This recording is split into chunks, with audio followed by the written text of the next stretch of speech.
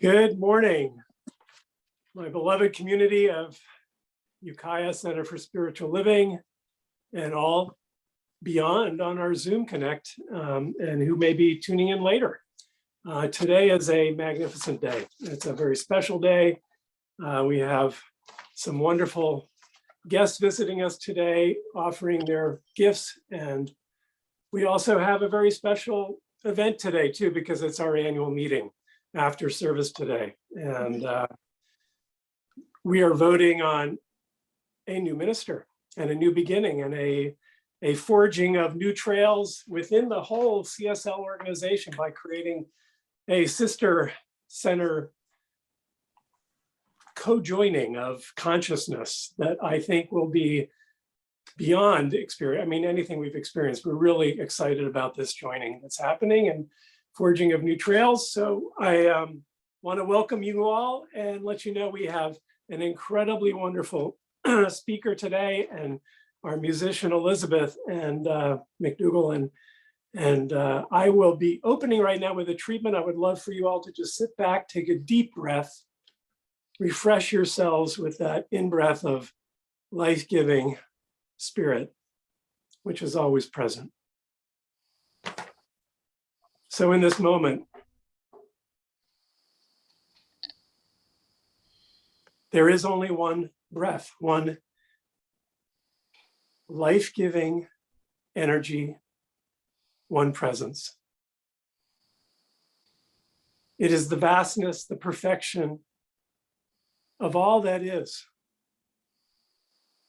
performing perfectly, evolving, growing, and being with a radiance beyond comprehension, with a beauty, a creative expression that is vast and infinite.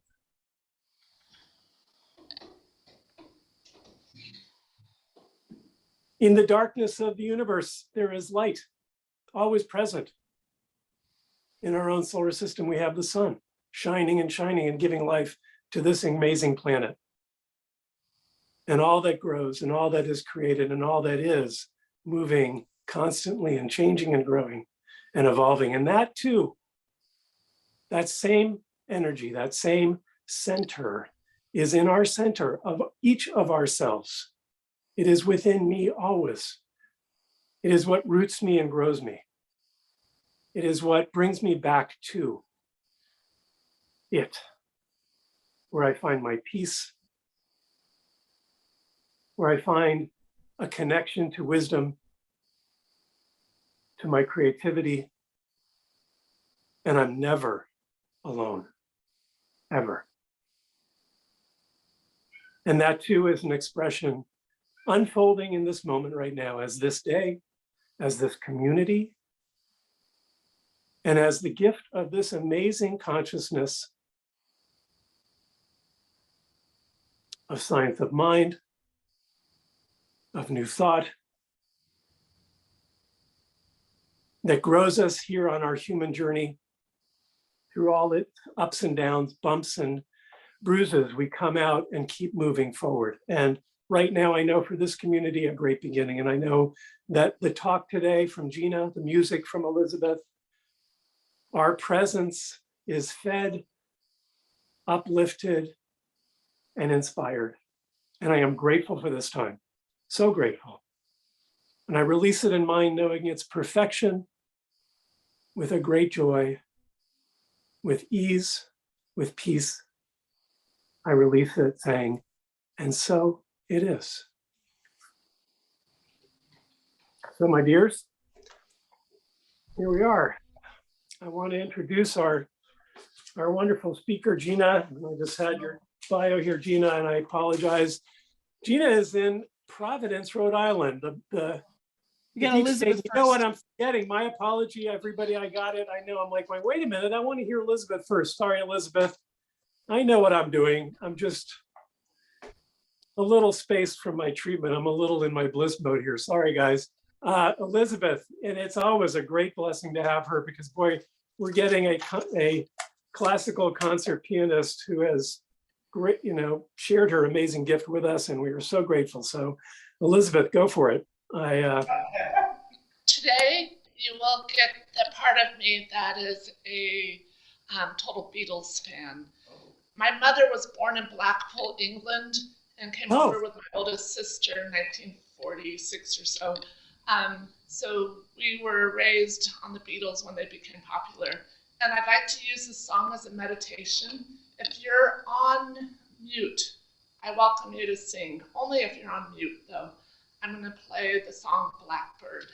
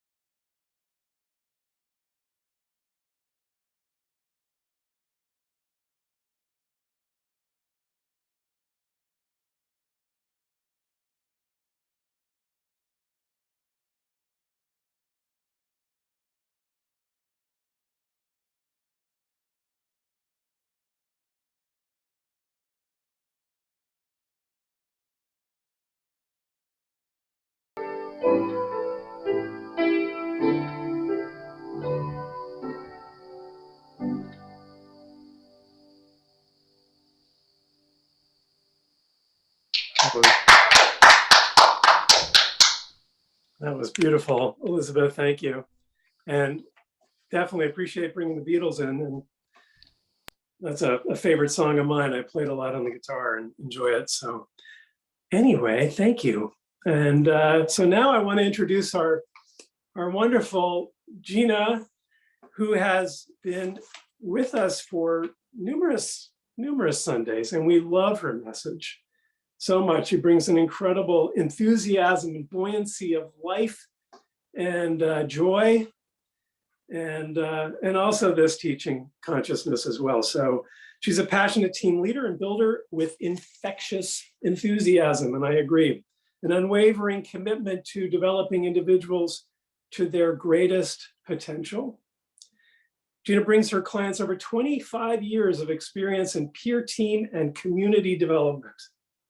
And she's received her BS from the Boston University in Administration and Management, BU, and has been recognized with the Saturn Award for teamwork for her participation in the development and implementation of curriculums for a much needed and an important group, high school and college peer groups. You don't have to go through all that stuff. I do. Yeah, my older one. I appreciate it. I appreciate all you're saying. But let's get to the good stuff. Let's do it. We got a meeting. There's Gina. so much good. I'm the spiritual director of Boston CSL. Grateful to be that. My last semester of, and I hate to interrupt you, and I'm sorry, I'm just too excited to hear this stuff because I want to hear about you guys. I want to know. I can't wait to really, really send that energy and love. I'm so excited for your new beginning. So Jack, I am sorry I took that away from you. I apologize, but I have been thinking of you guys all week, excited to be here. And so I was so happy. Terry reached out to me and gave me the good news about Reverend Angelica Taggart. And I think that it is so exciting. Not only the new minister, but also a sister center. So you just literally doubled your love. Well, I don't know how many people are there, but you've doubled your capacity, possibility. So it makes me so excited for you. I have a place in my heart for you. And, I'm so happy for the infinite possibility. And today's topic, when I first saw it, I have to tell you, I thought, question everything, really? I thought, what is that? And then as it went on, and I really gave it, because of course, that's the whole point, is it's about the right questions. As I went into that, and I really spent time in that, that's when I realized, okay, I get it. So I want to offer you, I am going to do some slides. So if you're on your computer and you can go to a speaker view, that's up to you. You don't have to. But if you go to speaker view, it gives you the opportunity to see the slides a little bit better. So I just wanted to mention that.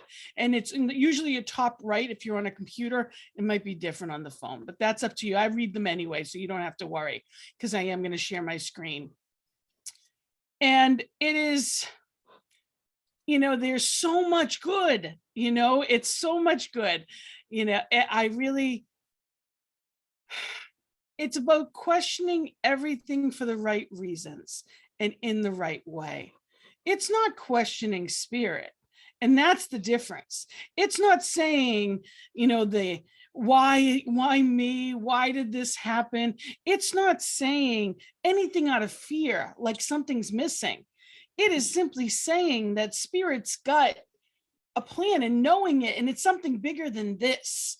So it's asking the right questions, not in fear, but in infinite possibility.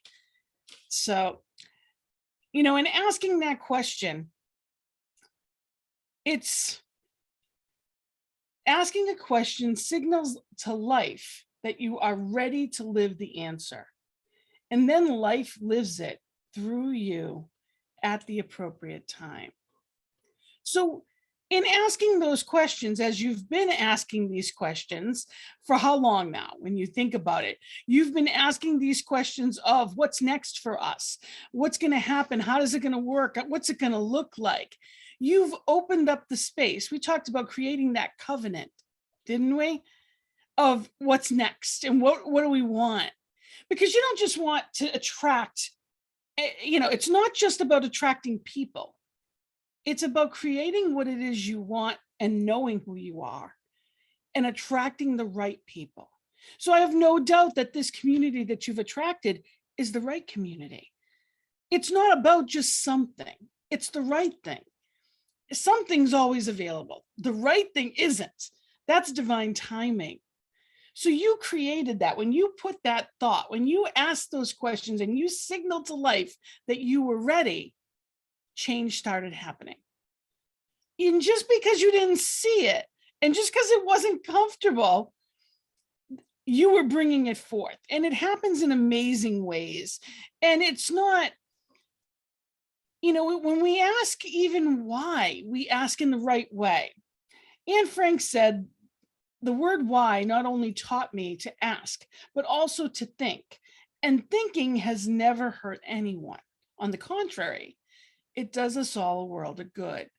So she realized by her wondering and her thoughts that she expanded life, because where she began was very limited, but what she knew was possible was so much more than that. Children ask 70 to 100 questions a day. Adults, maybe 20, and they're usually closed questions. What do you want for dinner? What do you want to watch? It's something simple, which you already usually know the answer to. Children ask for everything. That curiosity, that feeling of life and excitement is right in you always. So what do you do with that? What does that look like? And how do we make that something that we want? Einstein said, if I had an hour to solve a problem and my life depended on the solution, I would spend the first 55 minutes determining the proper question to ask. Then once I know the proper question, I could solve the problem in less than 5 minutes. So the question is, what is it that you really want? It's easy to say, well, I want something different, but what does different look like? So I encourage you to start asking yourself that question. And it's not as fast as I am when I'm going through this. Sorry about that. All right. So Ernest Holmes said in our Declaration of Principles, we believe in the direct revelation of truth through our intuitive and spiritual nature, and that anyone may become the revealer of truth who lives in close contact with the indwelling spirit. So now, what does that mean in our lives? So if I want the truth, I need to go to the indwelling spirit. Now, as excited as I am on life when it comes to all that's going on for you, and I know I jumped the gun and I still feel bad. I am so sorry, Jack, for cutting you off. The bio that you have is a longer version that would have gone on for a while. And I know that you have a meeting and it's important that I keep to time today. And I want to make sure that, what is it you want in life? This is for you. Your indwelling spirit knows. I've been a life coach for over a decade, licensed, and then I've done it most of my life when it came to, in general. And there's two questions that I ask. The first one is, who are you? Who are you really? So you're not just somebody's child or somebody's parent. You're not somebody's worker. You're not those type of things. Who are you really?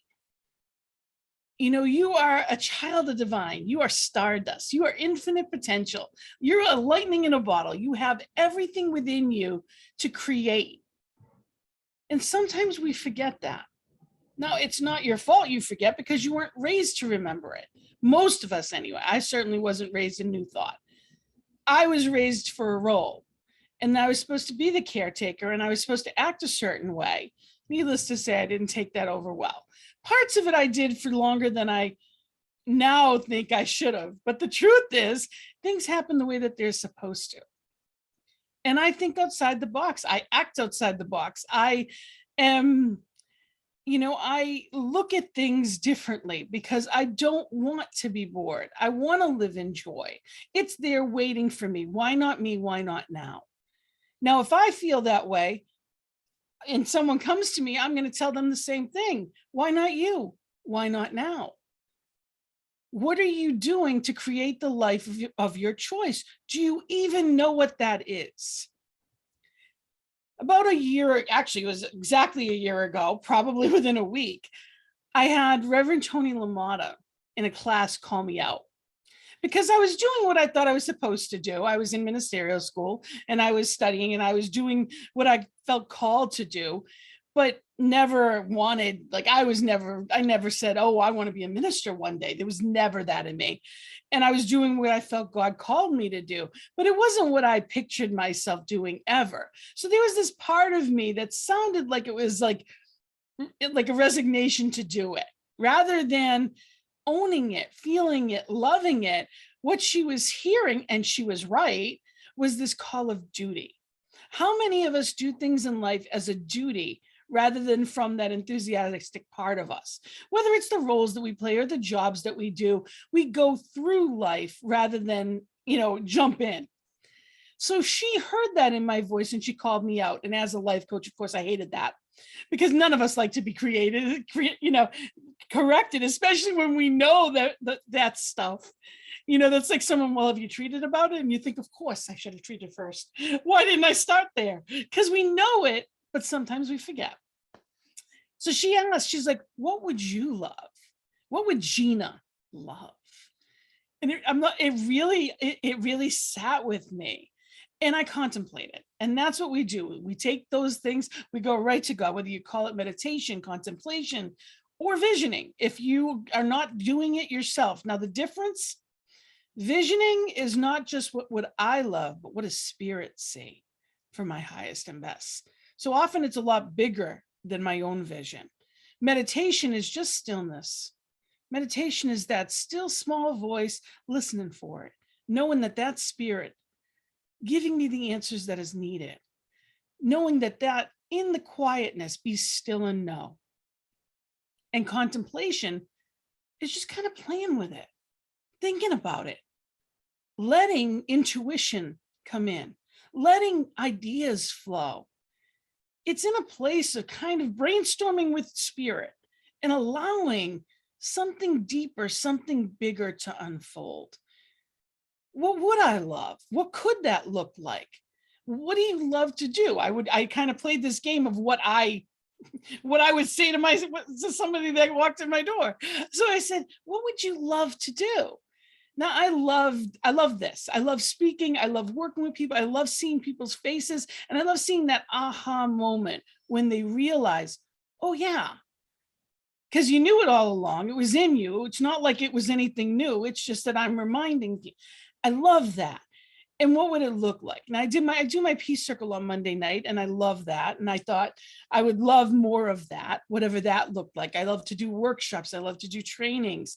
And I think there was a part of me that thought ministry was going to take away from what I love to do. It wasn't conscious. It was subtle, but it was working its way in. So when I finally realized, okay, well, this is what I would love. Circumstances all fell into place. And within a week, I had a conversation with Reverend Robert Brzezinski of New Thought Media Network. And I had 2 shows and was part of their prayer team within a week. Now, nothing has really happened in the past few years for me. A couple of years of really, well, I won't say that. Past, of course, with COVID. And I did work with I was director of youth and family ministry at Concordia. So I was involved, but I didn't feel like with my career I didn't feel like much had moved. And as soon as I put that out there of what I would love, like that quote said, I put it into the universe and wow, did it take off. So within a matter of 2 weeks, I was on the network live doing whatever it is that I'm doing. Now I'm probably there 5 days a week with all kinds of different things. And I love all of it. And along the lines of that, okay, Spirit showed me here, this is what you love. And it called me to Boston. And I said, okay, well, never planned to do that. I live in Rhode Island. And I said, but I was called to help them open the doors and help, tend to the flocks. I said, okay, I can do that. But I didn't start with the, okay, let's go. I started with, are you sure? Like, those are the questions. I'm like, really? Like, but I'm doing a lot of Concordia and I'm right around the corner. And eventually it got louder and louder and louder, called today. And we get those promptings, don't we? When we know what's ours to do and we don't do it. Sometimes it's calling someone. Sometimes it's doing something. Maybe there's a book that you've always wanted to write. Maybe there's something that you're meant to do. And you just, whether it's fear, whether it's insecurity, whether it's time, whatever the excuse may have been, you didn't quite do it. You're still in that, and spirit gets louder. Either that or our spirit gets dimmer. So either I'm paying attention and it gets louder, or my joy gets smaller, my life gets darker, and I don't do it. How many people over the course of the year and a half, 2 years of COVID have seen their spirit get smaller, their life get darker, and suddenly the world seems smaller? Did the world change? In some ways, yes. Did our personal worlds change? Did we change that much? Or did our view of it change? I couldn't be more excited to see you if I was in person. I assure you of that. I couldn't be. And so much has happened in my life in this past year, because in the matter of weeks, I went from literally having no direction with no idea to being full-fledged in the Boston Center and really leading their reemergence team and everything that went with it. Eventually now I'm the spiritual director as the other has stepped down, and here I am. And I'm like, okay, not part of my plan. I took over in October. Wasn't ever part of, but spirit works fast when we're ready. When spirit's ready, divine timing. I have to put myself in alignment with what's ready and then allow spirit to work through me. Not in my timing, but divine timing. So sometimes there's a pause. And in those pauses, I call them the hallway. A friend of mine, I heard her say that and I loved it. It's like the hallway of life, where nothing really happens. It's a little frustrating. It's not as bright as the room with the big windows. It's not as exciting as the backyard playing. It's kind of the hallway, waiting for something to happen, waiting for a door to open, waiting for something. And it gets frustrating. Sometimes we're keeping ourselves there. Sometimes the right door isn't ready yet. So your center may have felt like it was in the hallway for a while, but doors and windows and everything is opening up. So the first thing to ask yourself is, who are you as a center? You are a loving family, a community that was able to withstand. Even at first, I know the first time I spoke, you hadn't had any services for quite some time, and you were able to withstand that. And then you started being just virtual, and you were able to withstand that. And now you're starting again, and it's going to be different. And it is different. And you don't have to like the growing pains along the way. We don't have to like what got us to the next thing. Just embrace the next thing. But knowing, who am I and what do we really want? So what does your community look like in your mind's eye? What does it feel like? Community right now in Boston is small but mighty. We had our leadership council meeting, and when I tell you, it felt like a family dinner that I could have stayed another 2 hours at. It felt like sitting just surrounded in love, with respect, appreciating each other. Everyone was doing their part. It was moving in the right direction in amazing ways. That's mighty to me. That's what I want. I want to come home. I have enough to deal with when it comes to stuff and the people that I wouldn't necessarily want to hang around with. I want to go to a place that I'm spiritually connected with like-minded individuals that feels like coming home. I want to come home to family. And that's what you have. So how do you grow that? It's not just more people, it's the right people. It's not just your timing, it's divine timing. It doesn't happen the way we want it to. Unfortunately, it doesn't always, but it happens the ways it's supposed to. See, there are plenty of things I wanted in life that if I got, would not have put me on this path at all, in any way, shape, or form. And I know I'm where I'm supposed to be. And it's knowing that you're where you're supposed to be, doing the next right thing. It's not expecting to know the outcome in 5-10 years. It's just right now. What am I feeling about it? Am I excited? Now, sometimes there's fear, because that fear is what we're used to. It's out of our comfort zone. Life begins on the other side of our comfort zone. We were taught to fear, but fear is limiting. But what if it wasn't fear? What if those same butterflies, that same anxious feeling was excitement for what's to come? What if I acknowledged it as that instead? Because it feels kind of the same. What if there was an optimism instead of a fear? It's just asking it in a different way. It's being curious. And if it is actual fear, say, well, what is this? What am I afraid of? And really just sitting with it. It's not in judgment. It's simply witnessing. When there's someone that really annoys me, I know enough to know there's something in them that's scratching against me because it's about me. It's never about them. So if I know that there's something I appreciate in you, it's because I want that same characteristic in me.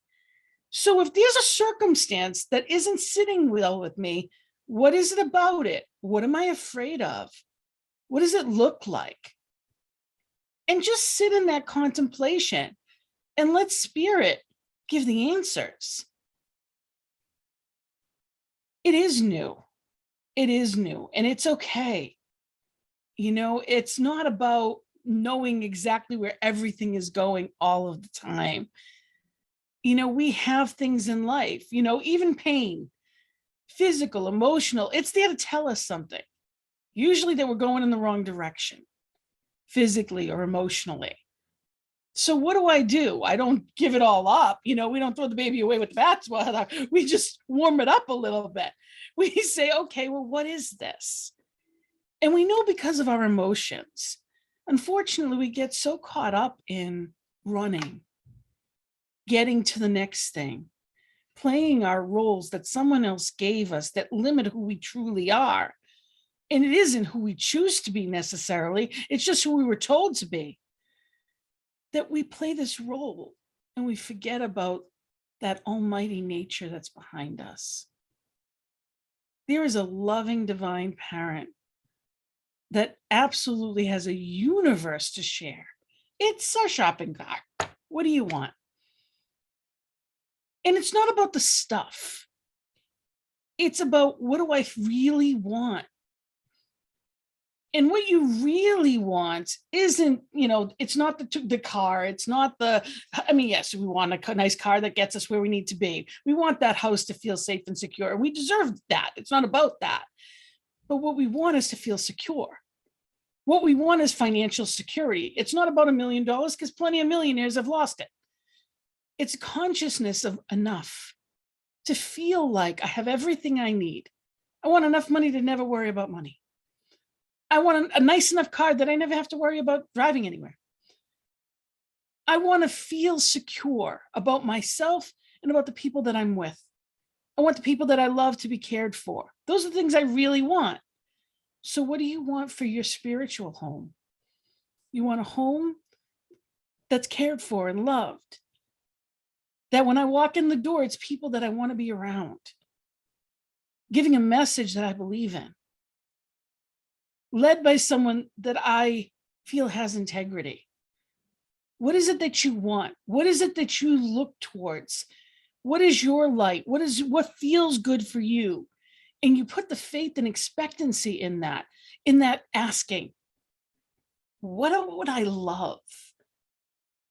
One of the songs I played this morning in Boston, we had a children's choir.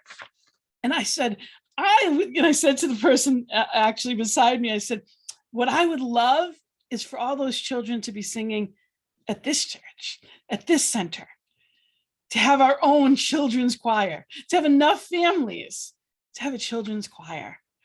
And that lights me up. It doesn't make me fear that I don't have it now.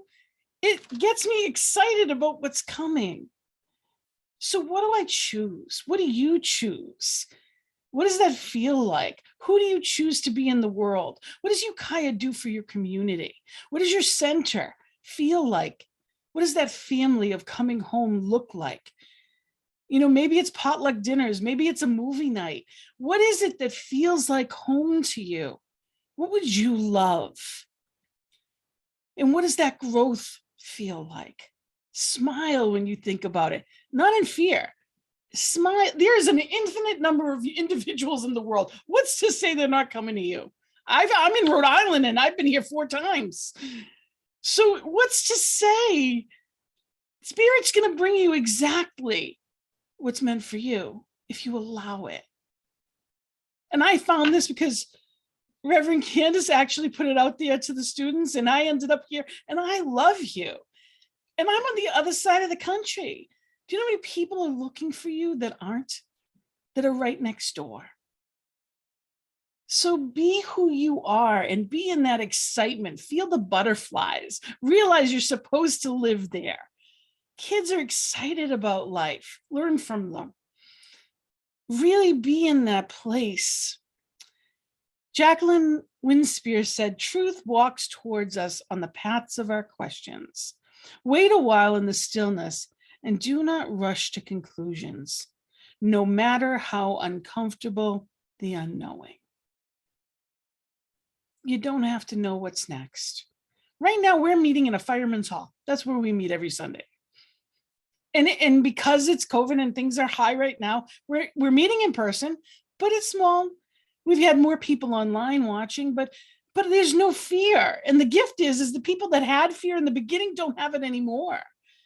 They feel the change. The shift is internal. You're the magnet. It doesn't matter how many people walk through your door if they're not the right people. So be that beacon of light and truth. Know who you are, know your power, and nothing outside you matters. Because all the good stuff is inside. That's what you're bringing forth to the world. That's what truly matters. And I had all these quotes on slides, but going back and forth just takes too much time. So that I wanted to just, the last one I have for you is Albert Einstein said, I have no special talent. I am only passionately curious. So be passionately curious. What would I love? As a center, what would we love to bring forth? When you go into this annual meeting, it has nothing to do with what was, because the trappings of the old can keep us from the new. I have no doubt the caterpillar is pretty comfortable and doesn't want to lose sight of everything it is to become something magnificent. It doesn't know that's coming.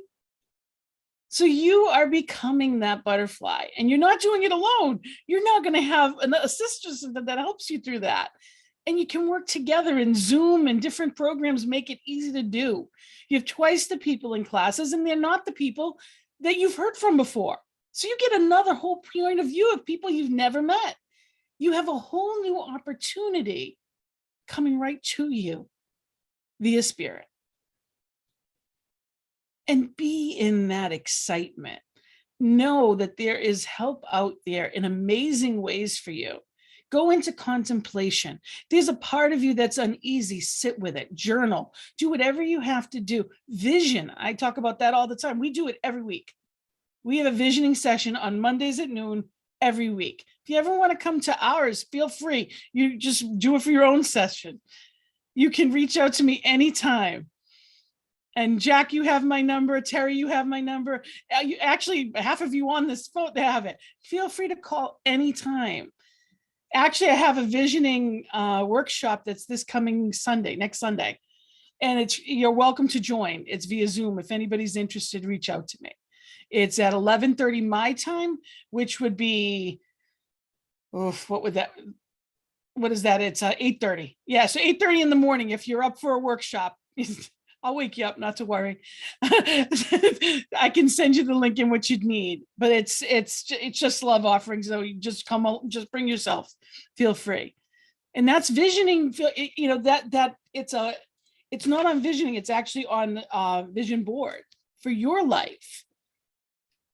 Think of doing a vision board for your center. What does it look like? What does it feel like? This is a whole new opportunity to become a butterfly in a way you never were before, because you're using tools that never were before. You never used Zoom. You didn't do online classes. It gives you an opportunity, many opportunities. So be open to. Stay out of the seeming problem and be in the solution. And spirit will guide you. It's the willingness to ask those questions and to just look at it and witness it without judgment. It's not good or bad, it's just different, which is uncomfortable. But amazing things are coming. And when you know that and you keep that faith and expectancy, that's what happens. So with that, we're going to go into Spirit's, our way of connecting and knowing and claiming our good. We're going to treat and know this and anchor this in that treatment. So I invite you to just take a breath.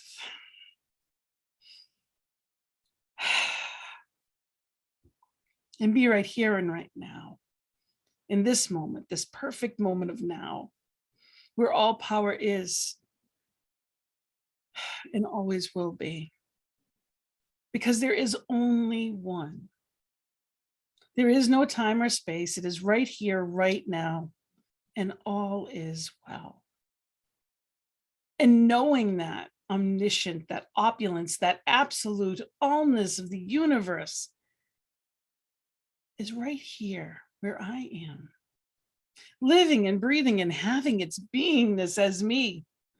And as each one that is zooming in right now, as each one within this beloved Ukiah community, each one in the Eureka community, which is joining, there's so much good. And I'm knowing that good for each one, that Spirit as each one is lifted, knowing that light is guiding as a beacon to the greater and greater yet to be, that each one has their clarity of what would I love for myself and what would I love for this beautiful family, knowing that Spirit is guiding, guarding, and governing every step and making the way easy and clear, letting go of any seeming worry or fear,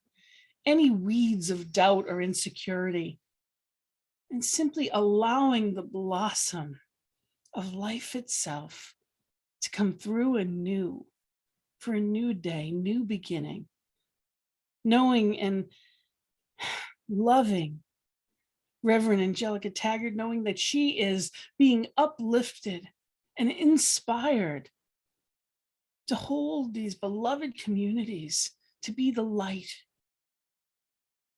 knowing her absolute beauty and wholeness, knowing Spirit as Reverend Angelica Taggart is magnificently chosen, guided, guarded, and governed.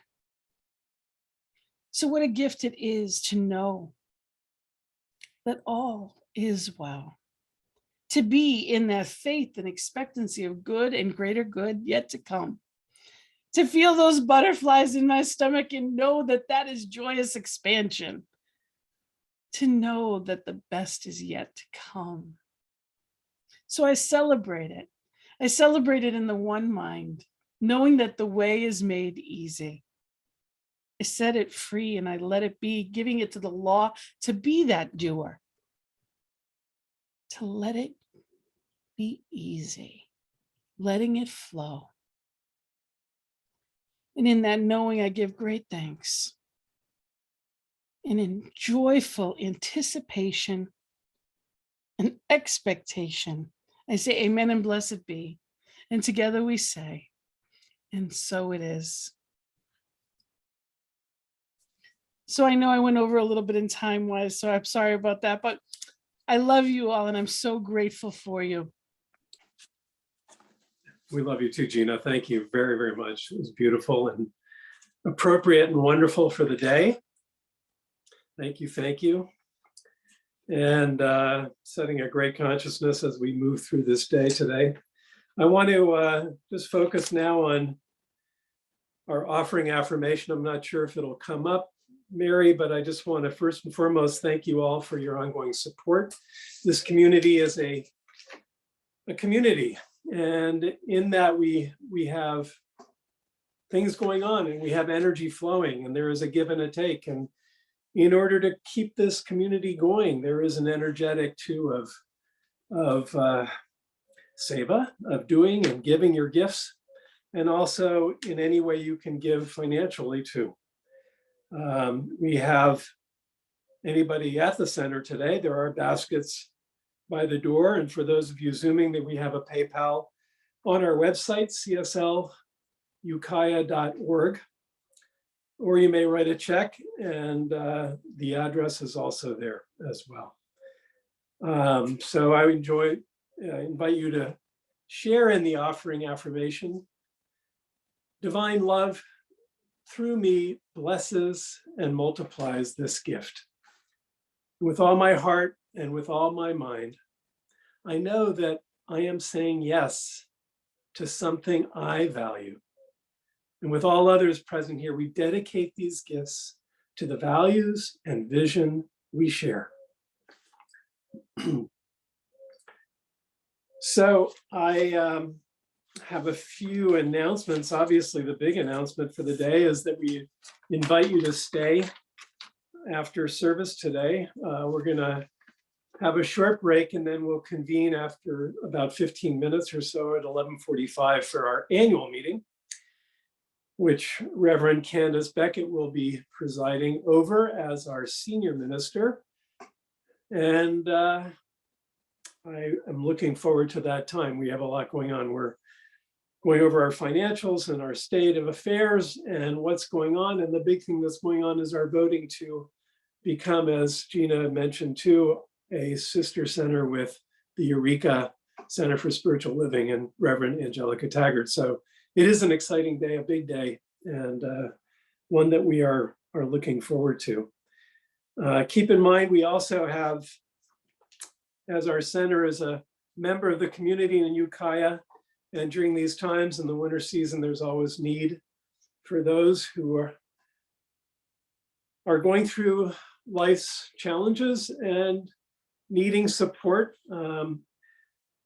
Teresa, our wonderful Teresa Stabler, has been manning this portion of our church's giving to the community, and that is for the Building Bridges, the homeless shelter in town. And so you can drop off donations on Trudy Morgan's porch at 408 West Mill Street anytime, and she will deliver them, or you can make donations directly to the center, which is at 1045 State Street, or South State Street, excuse me.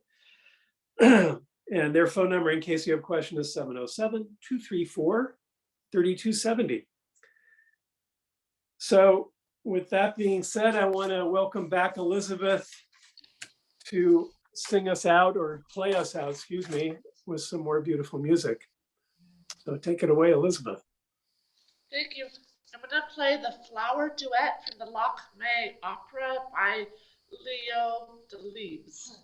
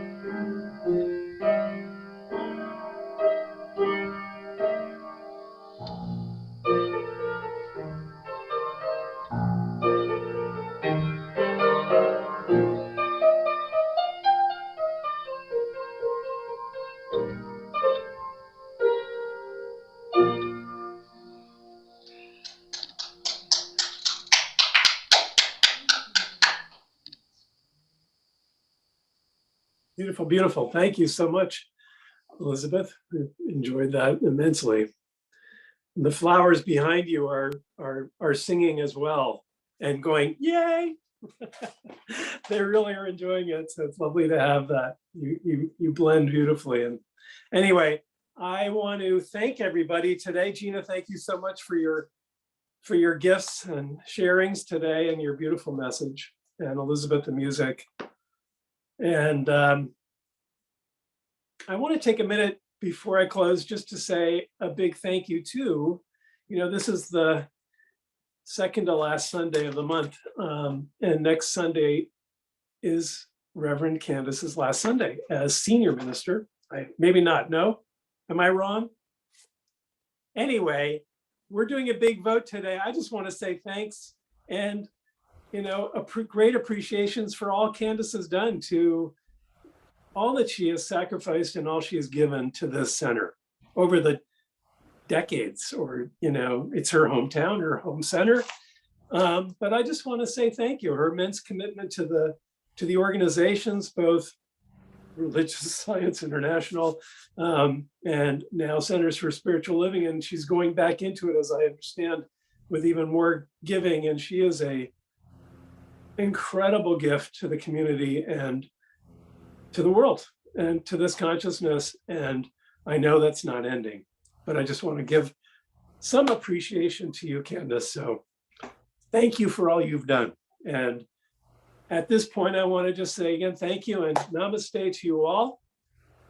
And we're going to move into our next meeting here shortly.